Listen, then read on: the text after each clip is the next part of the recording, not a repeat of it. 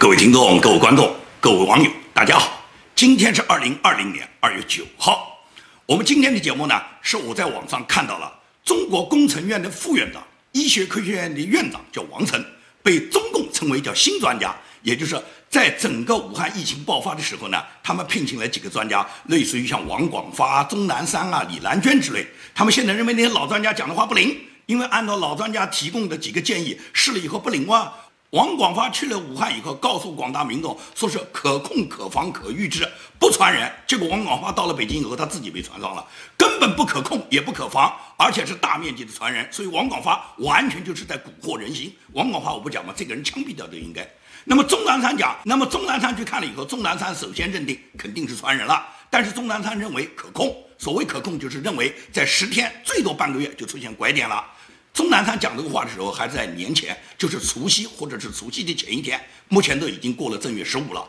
也就是10天15天早就过去了，拐点根本没有出现。那么李兰娟就更无耻了，李兰娟一直讲的可控可防，她到1月31号还说疫情虽然现在进入了高峰期，但是疫情是肯定可控的。拿什么控呢？买他儿子公司生产的药。他儿子在浙江成立了一家公司，这个公司呢做了2味药。这个李兰娟作为院士，他就去推销他儿子的药。你买了我儿子这个公司的药，你就可控可防了。所以说，中国的专家你看看都是什么货色？他们哪一个人是把人民的疾苦放在首位？他们是趁着国难赶紧发财，把自己儿子公司的药先推销出去。所以，像李兰娟这种坏了良心的这个专家，在中国工程院、在中国两院院士里面，你去找比比皆是。只要是院士，10个有9个是豺狼心。所以说这几个专家他们讲了以后呢，事实上没有什么效果，因此中共呢又搬出来一个新专家，就是我讲的这个工程院的副院长、医学科学院的院长叫王晨。这个王晨来了以后出了个什么主意啊？你就可以看中国的专家基本上都是饭桶、酒囊饭袋，有什么样的制度，有什么样的政府就会配什么样的专家。专家就是为这个制度为虎作伥的，就是为这个制度唱赞歌的，哪怕再丑恶，他都把它化妆成美好的。这个新来的专家王晨他说什么？他认为大量的轻病患者居家或者是一些疑似的病人在社区来回的走动，会成为疫情扩散的主要源头，应该迅速的把这些人收治，要他们与家庭和社会完全隔离开来，这样呢可以避免造成新的传染源。他讲的话让你感觉到好像有道理啊！这些轻微患者或这些已经疑似的病人在社区来回走动，肯定是把他自己身上已经带有的这个毒菌就传染给别人嘛，所以说要把他们隔离。那怎么隔离？这个王晨就提出了叫方舱式管理，也就是在武汉建立大量的方舱式医院。那么他的这个建议一出，中央疫情领导小组里面的成员，也就是副总理孙春兰，他就把它当作锦囊妙计。孙春兰立即就要求武汉不落一户，不漏一人，要排查所谓的4类人员，也就是你是否是有轻微感染的人员，你是否现在已经是疑似的人员，把这些人全部要送到隔离点。那么隔离点是哪里？就是方舱医院。所有的方舱医院都建立了，大家可以看到，方舱医院基本上就是征用的展览馆、体育馆，把原来这种大规模的这种场地，把它那里面摆满了床，基本上每个床之间间隔就1米左右，没有任何隔离措施，也就是把大量的病患全部送到这来。而来的这些病患呢，都是称为疑似或轻微患者，就根本没办法证明他们现在是有病了还是没病，只是他们有咳嗽、有感冒、有发烧的各种轻微症状。那把这些人放在一起，100%的就是投进去方舱医院多少人，多少人就会交叉感染，这些人100%都会被感染上了。这也就是变成本来的所谓防止在社区外面游动，然后造成其他源头感染的，现在把它集中到方舱医院里面去感染。那么方舱医院里面全部感染以后，政府的这个思维是什么呢？也就是到了方舱医院里面感染的这部分人，他们如果病重了，那么他们该死就死，把他们控制在方舱医院里面，不要流传到社会上。因为中共他总是这种集中营的思维，总是监狱思维，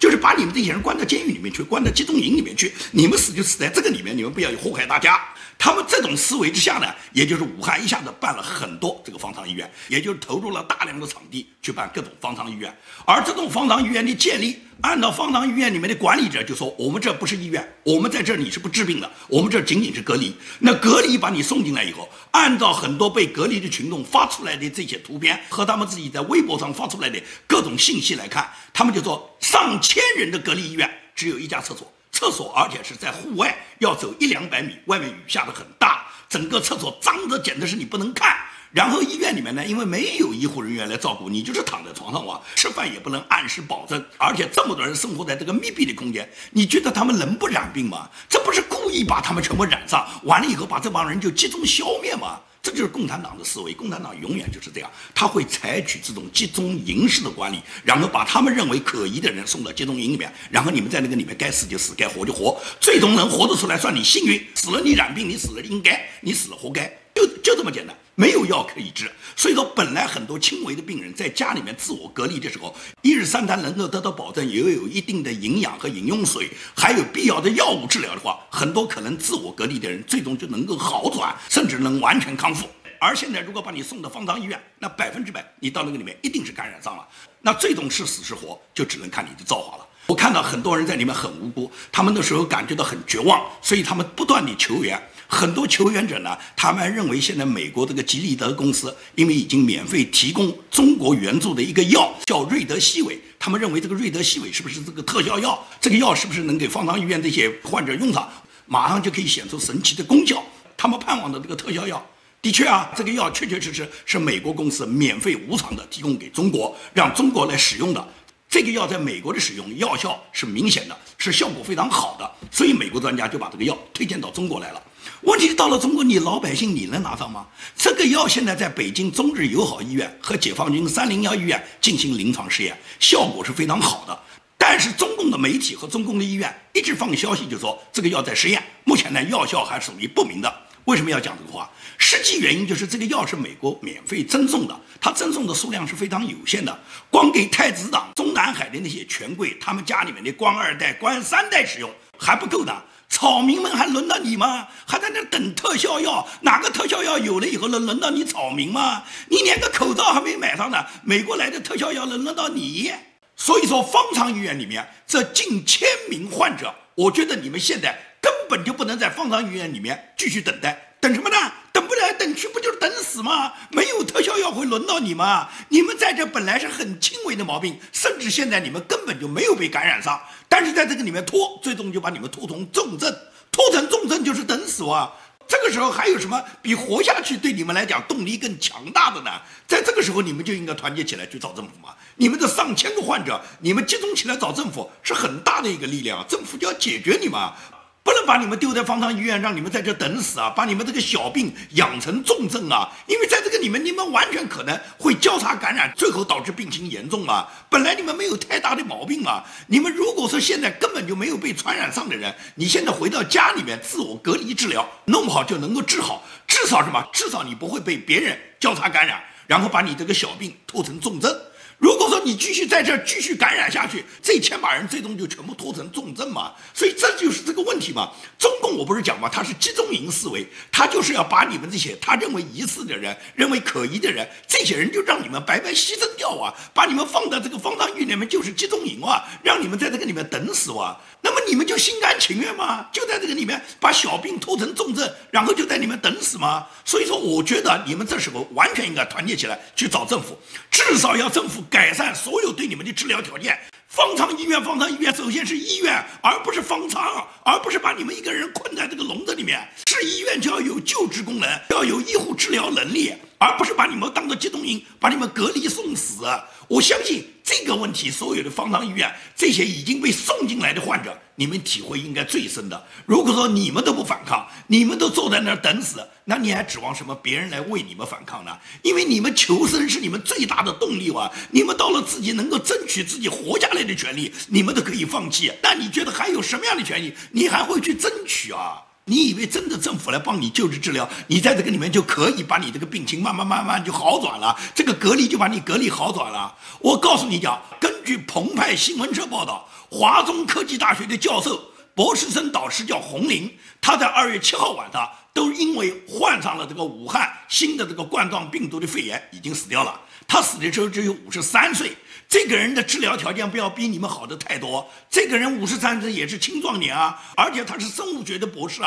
他1994年就在美国亚利桑那大学获得生物学、化学博士的学位啊，所以说他作为一个生物学、化学博士，他很懂这个医疗病菌的传播啊，他自己也知道有效的怎么去保护他自己的健康啊。他一共只有53岁，他又是华中科技大学的教授，他在2月7号晚上都挂掉了。你想想看，你的知识能力、知识结构或你获得的信息来源，能比他这个国家的博导这个教授能多吗？所以说，在这种情况下，你唯一就是什么？唯一就是你现在还趁这么一个还能喘得气的生命，而这个生命如果中共把你拖，就把你拖死了。而你想活下去，你们这些人就应该站起来，就应该团结起来，一起去找政府，要政府完全改变现在对你们的治疗条件。既然是医院，就要配备医院所有的功能，要有治疗功能，要有医生护士每天来巡检你们的健康，能给你们必要的药物和食物，能够让你们能够得到治疗，最终能够让你们转危为安，这才是医院啊！你现在的方舱医院是医院吗？所以中共把你们关进来是不管你们死活的，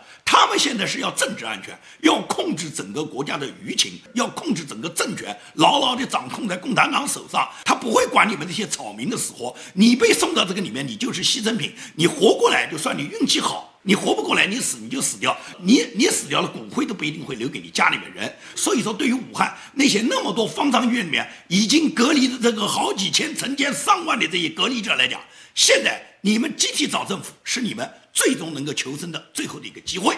当然了，中共这个政府他总是草菅人命的，他不会管你们的需求的，他把你们往这个里面一投，就是让你们自生自灭的。中共现在的目的就是要控制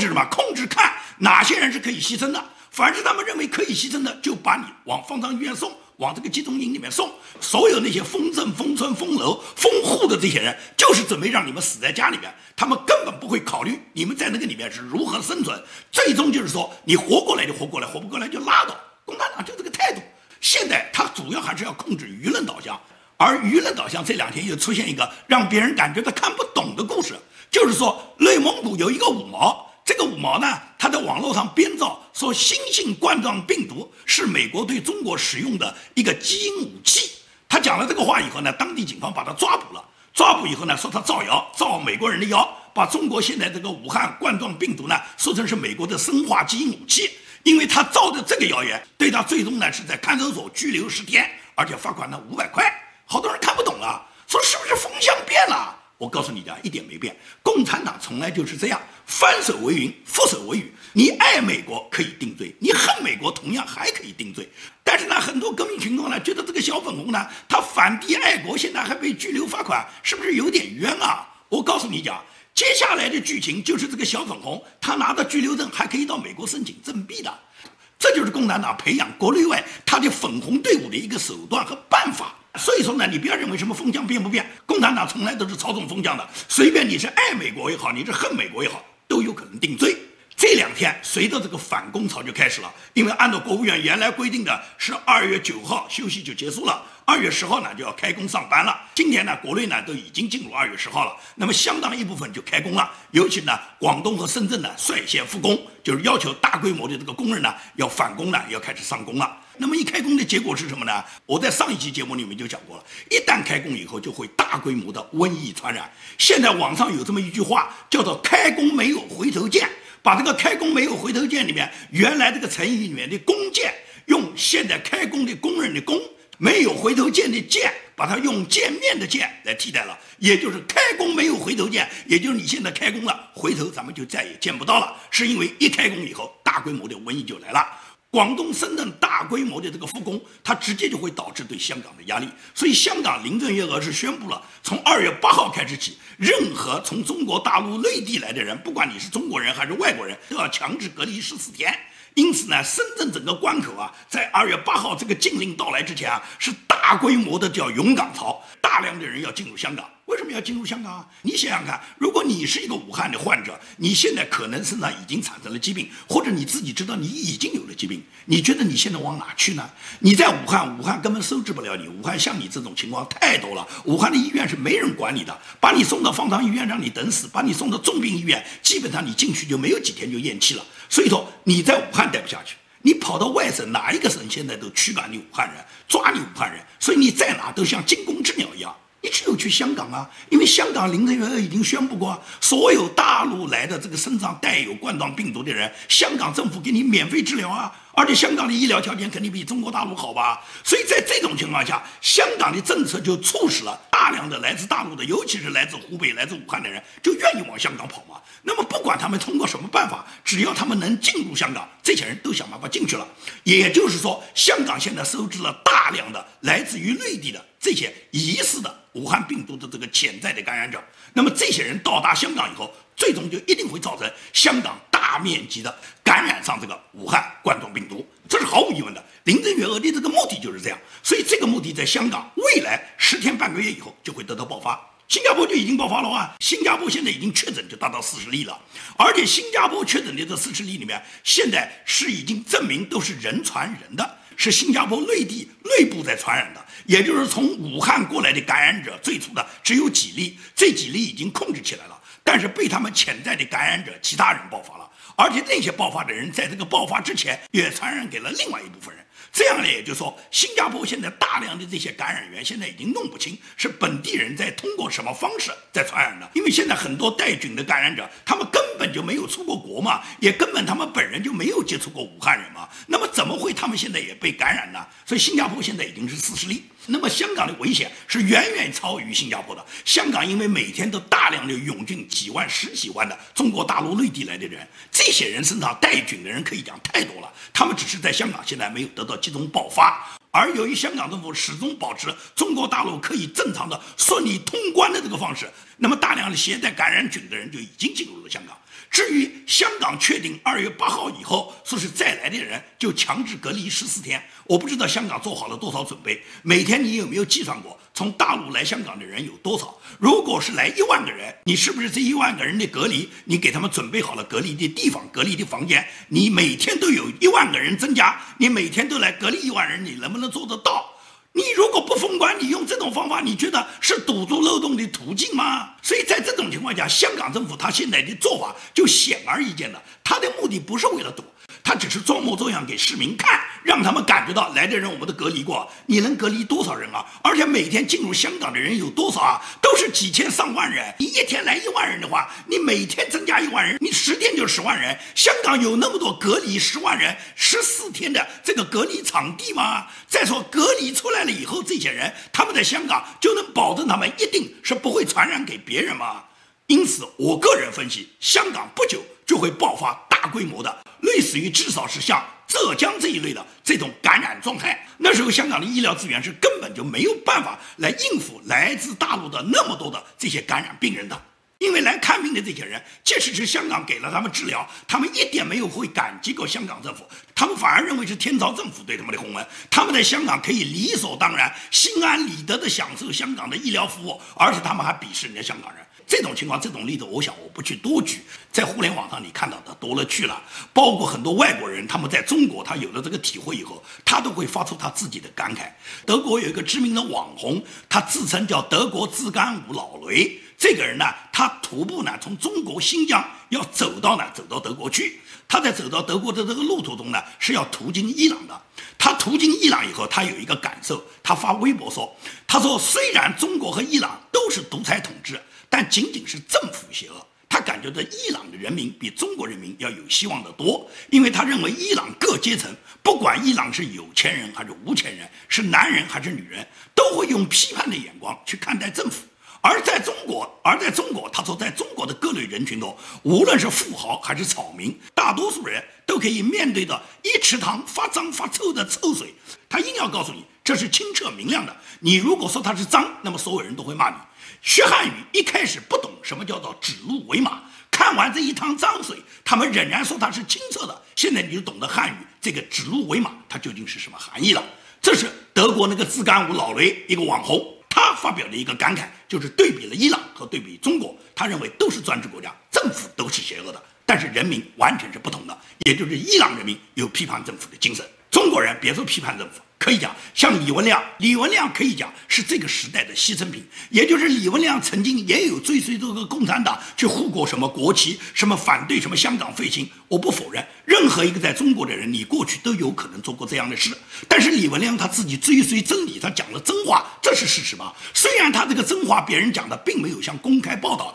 但是共产党去对他训诫，显然就是把他当做一个牺牲品来看待嘛。最终李文亮牺牲在这个时代，牺牲在这个制度上。但是李文亮他是一个医生，他是个眼科医生，我们可以讲李文亮是最好的一个眼科医生，因为短短的十几天时间，李文亮就治愈了国人几百万、几千万双眼睛，让他们看清中共的罪恶。所以对于李文亮的问题呢，现在呢，人民日报也好，央视也好，都拿他出来大做文章，也就是他们现在呢都开始来捧李文亮，他们都对李文亮的处理是当地政府和当地警方他们自己犯的错误，所以说当地警方、当地政府他们欠李文亮一个道歉。同时呢，他说全国人民呢欠对你说一声谢谢，故作姿态地去接近人家李文亮。央视也这样，是人民日报也这样，他们希望对李文亮去世引发的社会情绪呢做一些安抚，跟地方政府切割。你切割得了吗？你人民日报也好，你央视也好，对人家李文亮当时滚动式的播出批判，那不都是你人民日报和央视干的吗？到了这个时候，你现在来做好人了，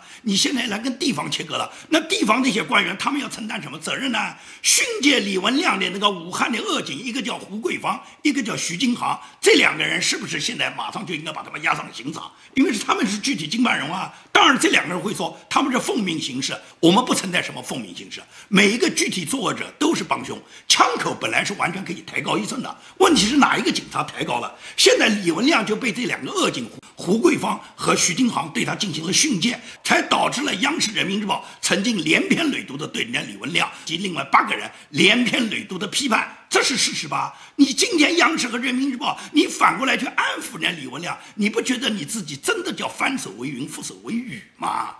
目前情况下，现在中国的这个武汉爆发的这个冠状病毒肺炎，对全球呢都非常有波及，所以说世界上很多国家都禁止中国，中国的民众可以任意进入他们国家的国境，美国、澳洲这是最典型的。那么因为这个规定，就有10万澳洲的留学生，他们因为本来回到中国大陆是回来过年的放假嘛，现在因为禁止入境，那么大量的中国留学生呢，现在无法呢到澳洲呢他再去开学，学校呢都给他们发了通知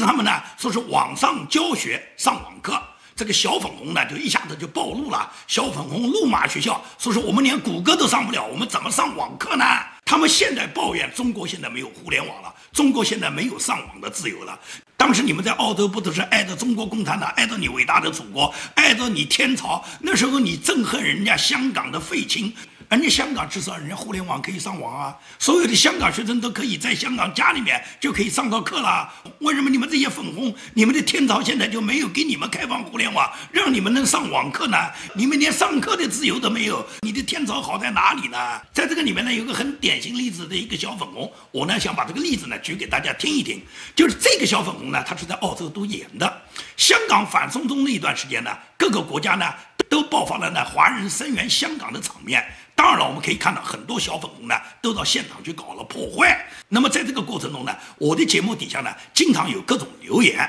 那么我讲的这个在澳洲读研的这个小粉红呢是个小女生，可能因为挂着头像看出来是个女生了。她在我的节目底下呢留言呢讽刺我，然后她几次讽刺我呢，我就把她拉黑了，不想理这种人，因为我没有那么时间对他们那种讽刺的语言进行回击，因为这样会浪费我的精力。再说你回击也回击不过来，没有那么无聊。现在呢，她突然呢用她闺蜜的账号呢给我留了一段私信，她就告诉我她是哪个被她拉黑的。她一讲我就想起来了，她就说现在呢澳洲呢不允许他们回学校去读书，那么如果不允许她回学校读书，她就不能按时完成今年的学业。今年的学业如果不能完成，她拿不到她的学位的话，她本来跟美国有一家企业签订好的她到美国来工作的这个合同就要泡汤了，也就是美国是她到时没有获得学位，不能按时到美国来报道，跟他之间的这个合约就解约了。合约一解约，对他来讲，他的美国梦就没有实现了。所以他讲他非常非常的痛苦。现在他不能够按时的到澳洲上学，如果丢失了这个美国来工作的机会，他觉得他的美国梦就没有完成了。他说他的眼泪哭得都快流成河了。我是没有给他回复，我个人认为他活该。他不是反美吗？你反美，你干嘛要到美国来啊？像他这类的小粉红，我明确的可以告诉他，什么眼泪流干哭成河，可以讲你今天流的泪，就是你脑子里面进的水。那是你活该！你忘了你在澳洲，在人家支援香港，在反送中的现场，你在干什么了吗？你为什么你今天一个美国梦实现不了，你眼泪流成河？你不是爱国吗？你应该实现你的中国梦，你应该跟上习主席走啊！你实现什么美国梦呢？所以说，小粉红的人格是分裂的，他们嘴巴上讲的爱国，但他们本人的心里面是向往的自由世界，向往的美国，向往的澳大利亚。今天澳大利亚不给他去了，他咒骂人家澳大利亚上网课，他谷歌上不了，那是因为他天朝他没有互联网。不是很多小粉红歌颂互联网防火墙的伟大吗？说正是因为有了防火墙，才阻挡了很多世界上那些肮脏的声音，那些肮脏的言论进入防火墙，来毒化我们的心灵。现在有了防火墙，反而是净化我们的心灵。那么你们就在共产党能净化你们心灵这个高墙中，你们就享受你们的诗与远方，享受你们的岁月静好吧。今天的节目就跟大家做到这里，谢谢大家。